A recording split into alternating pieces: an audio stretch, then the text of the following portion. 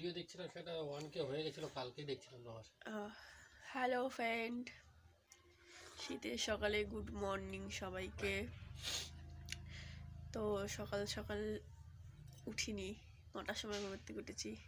উঠে সব কাজ সেরে এই যে চা খেতে বসেছি, মেয়েকে টিউশনে দিয়ে এসে এই যে তো চাটা খেয়ে যাবো হচ্ছে রান্নার দিকে। এখন বাজে 10:30। তো আজকে একটু তাড়াতাড়ি রান্না করে এক জায়গায় যেতে হবে। তো কোথায় যাবো সেটা তোমাদেরকে বলবো পরে একটু।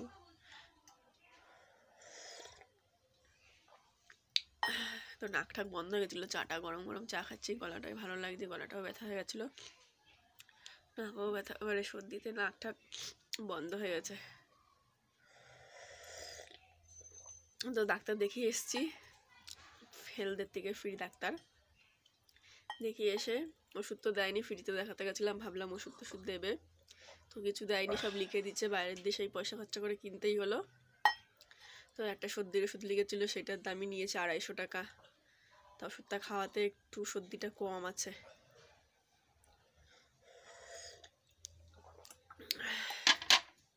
তো চলো চাটা খেয়ে নি, তারপরে কথা হবে। টাটা।